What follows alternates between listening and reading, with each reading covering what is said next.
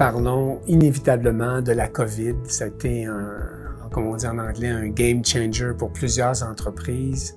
Est-ce que ça a été le cas chez vous? C'est un élément déclencheur non négligeable qui a changé beaucoup de choses qui ne reviendront pas comme c'était avant. Je crois que ça va offrir beaucoup d'opportunités de faire des changements, de voir les choses différemment, qui vont être bénéfiques pour le futur également. Comme quoi?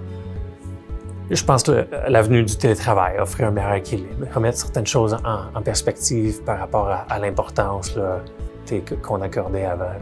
On prenait un peu pour acquis. Soudainement, on trouve des nouvelles façons de faire qui sont bénéfiques, tant pour l'employeur que pour l'employé. Mm-hmm. Puis on vient de voir dans l'entreprise les images qu'on vient de regarder ensemble durant notre visite, une tendance à l'automatisation, j'oserais dire la robotisation.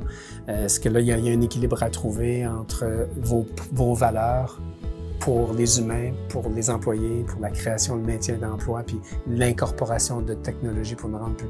Comment vous allez vivre avec cet équilibre qui m'apparaît fragile? Oui, je le verrais comme une tension positive. Donc, on connaît le contexte depuis longtemps, qu'entre 2020 et 2030, il va y avoir un déclin de la population active. Donc, l'automatisation, c'est pas un choix, c'est une obligation pour continuer à bien servir nos clients. La raison pour laquelle l'usine dans laquelle on se trouve a été automatisée, c'est pour vraiment continuer à bien servir les clients, offrir des produits, réduire les délais, réduire les coûts. En même temps, l'humain est au centre.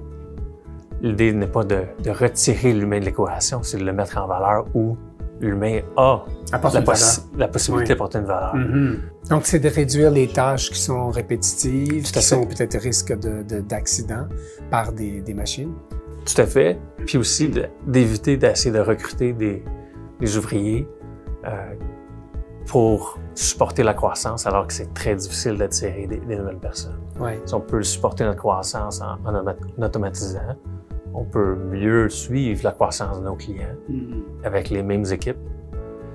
Ce faisant, on offre de la belle sécurité d'emploi à nos équipes, des emplois à valeur ajoutée où ils contribuent à leur juste valeur comme humains, plutôt que faire des tâches qui peuvent être faites autrement. Est-ce que la COVID est venue modifier vos approvisionnements aussi? La chaîne d'approvisionnement qui a été bousculée par la COVID a certainement eu un impact.